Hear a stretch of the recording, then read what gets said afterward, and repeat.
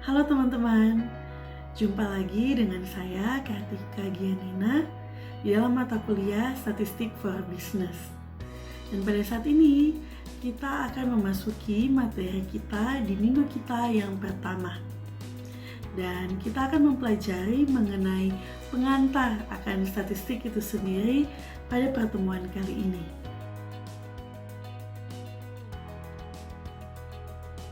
Pada kesempatan ini, kita akan memasuki materi dari minggu kita yang pertama, yaitu mengenai Introduction to Statistics.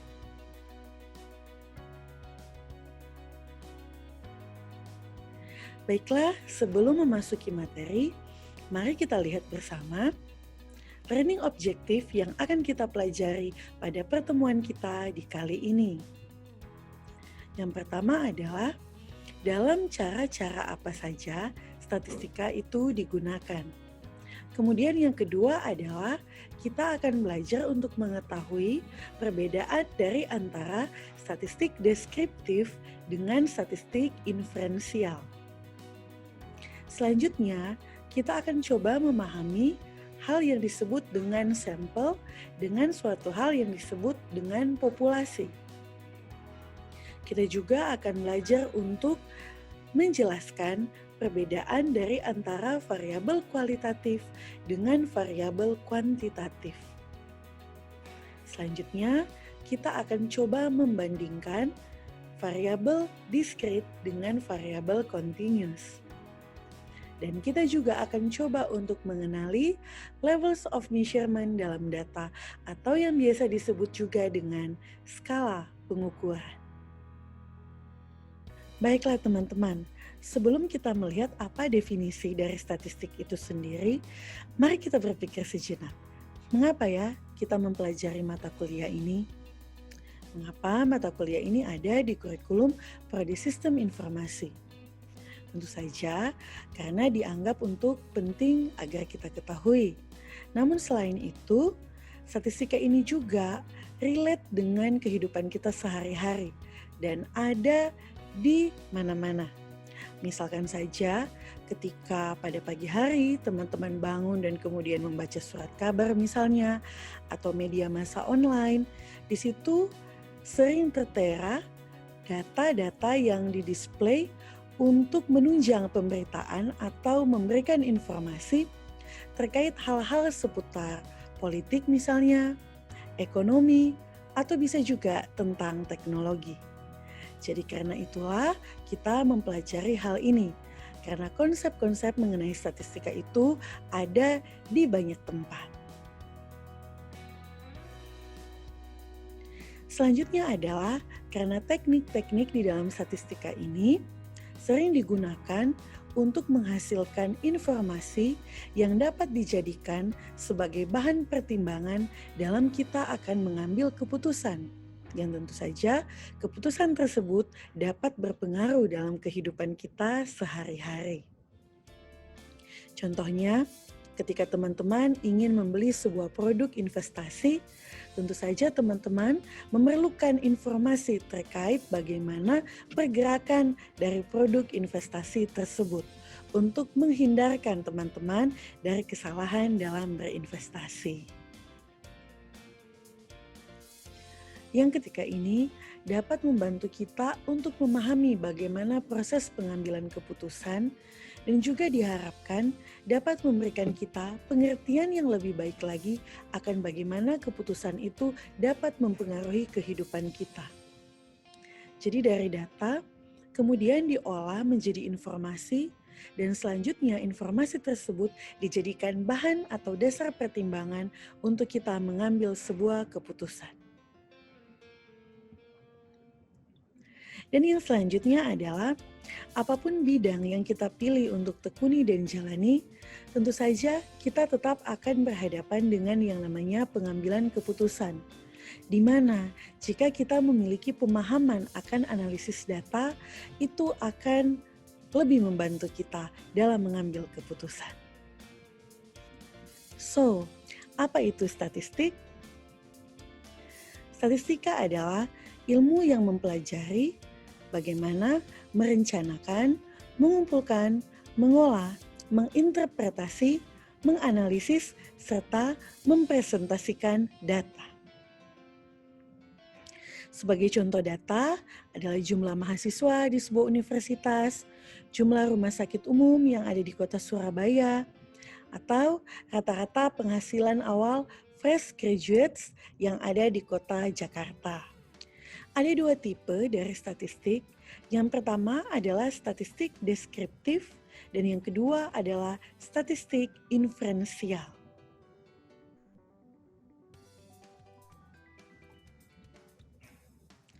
Statistik deskriptif adalah bagian dari ilmu statistika yang mengolah dan menyajikan data dengan tujuan menampilkan gambaran secara umum dari data yang didapatkan. Sebagai contoh di layar, di situ ada sebuah pie chart yang menunjukkan tentang jenis pekerjaan dari para responden dari survei untuk pengguna LinkedIn. Mungkin di sini ada teman-teman yang sudah pernah mengisi kuesioner atau mungkin membuat kuesioner dan menyebarkannya kepada responden yang dirasa tepat. Biasanya, isian informasi terkait identitas responden itu digambarkan dalam bentuk statistik deskriptif. Selanjutnya adalah statistik inferensial. Statistik inferensial adalah teknik analisis data yang digunakan untuk menentukan sejauh mana kesamaan antara hasil yang diperoleh dari suatu sampel dengan hasil yang akan didapat pada populasi secara keseluruhan.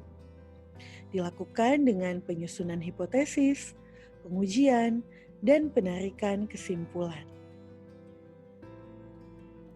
Selanjutnya, kita akan membahas mengenai populasi dan sampel. Populasi adalah keseluruhan dari subjek penelitian yang ada.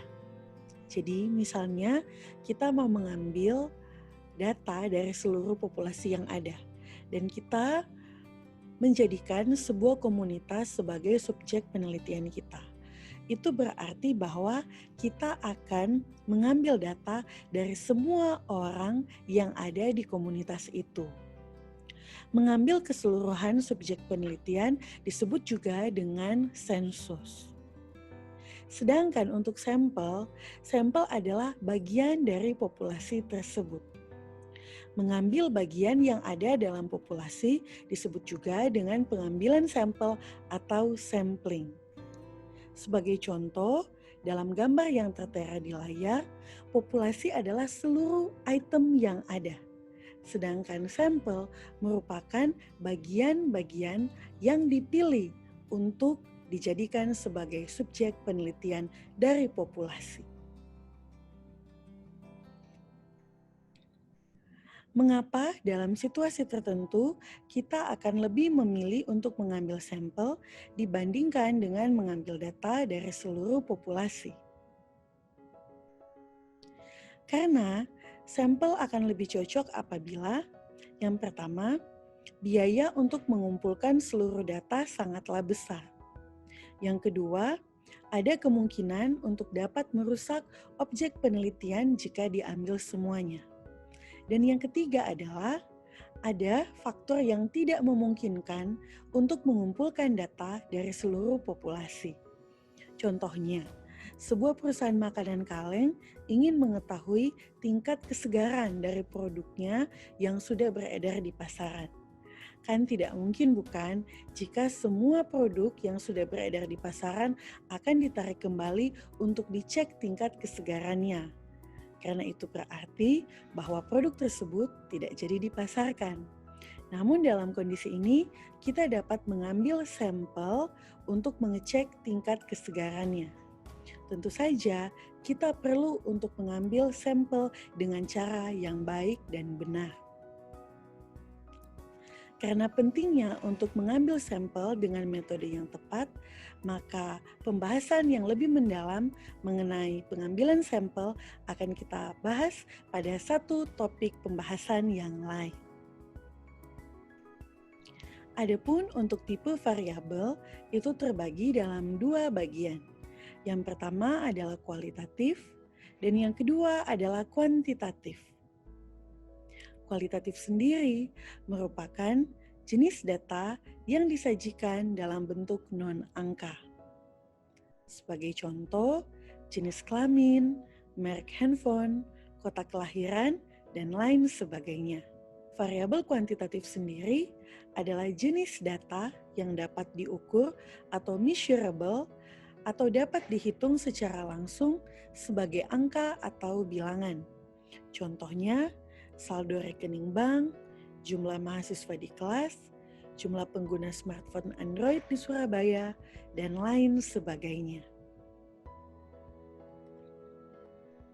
Untuk variabel kuantitatif sendiri diklasifikasikan ke dalam dua bagian. Yang pertama adalah discrete dan yang kedua adalah continuous.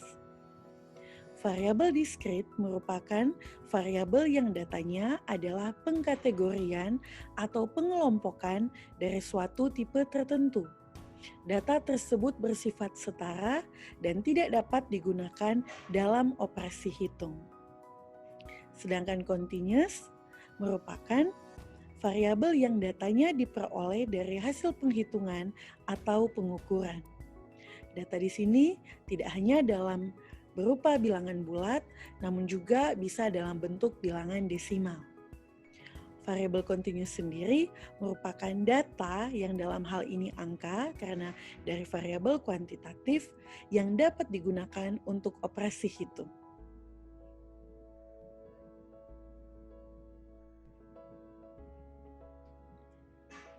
Inilah summary dari tipe-tipe variabel yang ada. Jadi ada dua tipe variabel yang kita pelajari hari ini. Yang pertama adalah kualitatif dan yang kedua adalah kuantitatif. Untuk variabel kuantitatif sendiri masih dibagi lagi ke dalam dua bagian, yaitu variabel discrete dan variabel continuous. Saat ini kita akan melihat mengenai skala pengukuran. Ada 4 skala pengukuran yang akan kita pelajari. Yang pertama adalah skala nominal. Skala nominal merupakan skala yang datanya berfungsi untuk membedakan dan tidak ada tingkatan di antaranya. Data yang hanya dapat dikategorikan saja. Contohnya adalah gender. Misalnya, dalam sebuah penelitian, kita melambangkan laki-laki dengan angka 1 dan perempuan dengan angka 2. Dalam konteks ini, tidak berarti bahwa angka 2 lebih besar dari angka 1, karena angka di sini hanyalah sebagai simbol atau label saja. Untuk skala ordinal, skala ini merupakan skala yang datanya dikelompokkan ke dalam tingkatan. Data dapat diurutkan dan diperingkatkan dengan jarak yang tidak harus sama. Seperti jenjang pendidikan, yaitu SD, SMP, dan SMA. Durasi lama pendidikan sendiri untuk SD adalah sebanyak 6 tahun, kemudian SMP selama 3 tahun, dan SMA sebanyak 3 tahun. Ada perbedaan, namun kita dapat mengurutkannya. Kita dapat mengatakan bahwa setelah jenjang pendidikan SD, ada jenjang pendidikan yang lebih tinggi yaitu SMP, dan setelah SMP ada jenjang pendidikan yang lebih tinggi lagi yaitu SMA.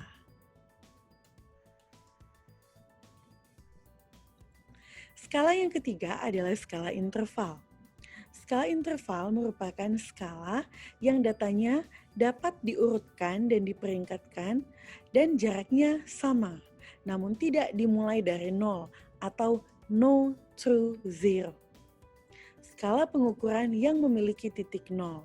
Contohnya adalah suhu udara. Suhu 0 derajat Celcius di suatu tempat bukan mengartikan bahwa tempat tersebut tidak memiliki suhu. Namun suhu yang ada di tempat tersebut disebut dengan 0 derajat Celcius. Jadi, angka 0 di sini tidak menunjukkan sebuah ketiadaan.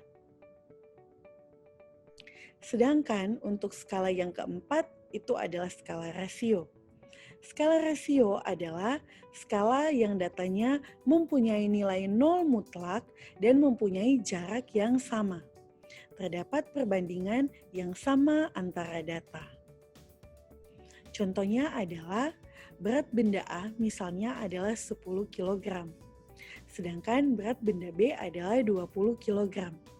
Maka dapat dikatakan bahwa benda B memiliki berat 2 kali lipat dibandingkan dengan benda A. Seperti itu teman-teman, 4 skala pengukuran yang sudah kita pelajari bersama tadi. Yang pertama adalah skala nominal, selanjutnya adalah skala interval, selanjutnya juga adalah skala ordinal, dan yang terakhir adalah skala rasio. Saya berharap teman-teman dapat menguasai konsep ini dengan baik karena ini merupakan salah satu basic yang perlu untuk kita pahami dalam mempelajari statistika ke depannya.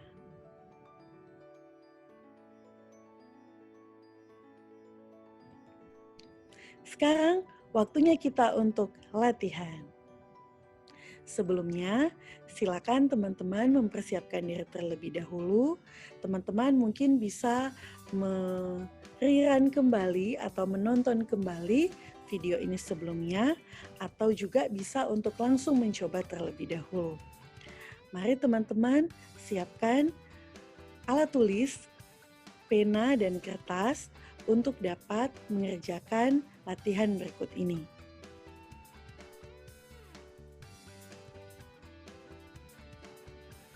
Kalau teman-teman sudah siap, yuk mari kita mulai. Pada exercise pertama ini, saya akan menampilkan beberapa data dan teman-teman silakan untuk memilih kira-kira data tersebut masuk sebagai variabel discrete atau variabel continuous.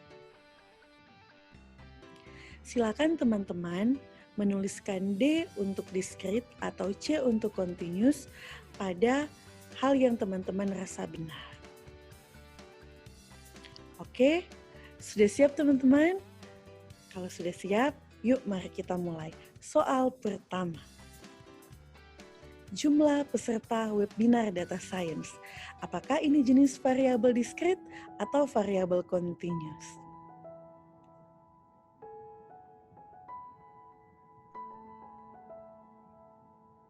Oke, selanjutnya adalah tinggi rata-rata mahasiswa jurusan Sistem Informasi.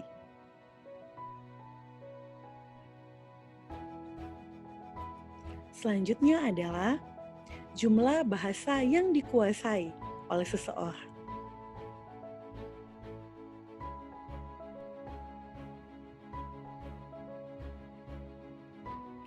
Oke, selanjutnya adalah berat dari sebuah smartphone.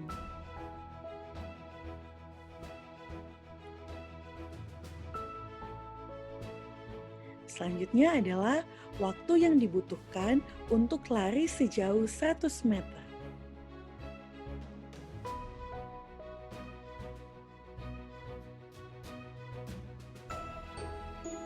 Selanjutnya adalah kecepatan kereta api jurusan Surabaya Solo.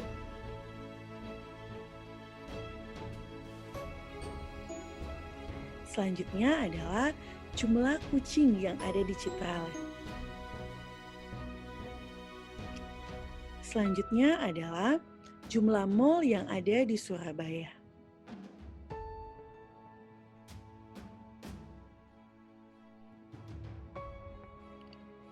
Dan selanjutnya adalah jam bangun pagi.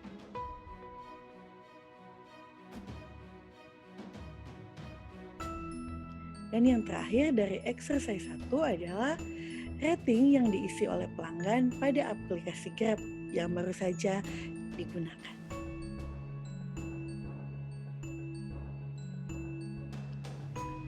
Oke teman-teman, sekian untuk exercise 1. Mari kita pindah ke exercise 2. Di sini saya akan menampilkan 3 case dan teman-teman silakan untuk memilih apakah di case ini lebih tepat untuk mengambil data secara sampel atau secara sensus. Siap teman-teman? Yang pertama adalah perusahaan ABC ingin mengetahui bagaimana respon pelanggannya pada produk terbaru mereka. Apakah sampel atau sensus ya? Yang kedua adalah sebuah pemilik startup bisnis dengan jumlah karyawan sebanyak 25 orang ingin mengetahui rata-rata body mass index dari para karyawannya untuk tujuan kesehatan. Apakah metode yang akan digunakan untuk pengambilan datanya lebih baik dilakukan secara sampel atau sensus?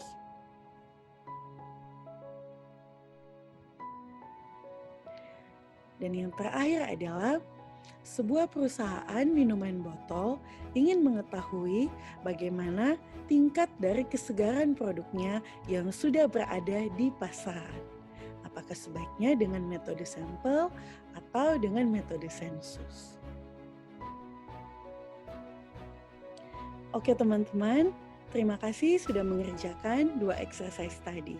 Untuk jawaban dan pembahasannya akan kita bahas pada sesi kita di kelas tatap maya nanti.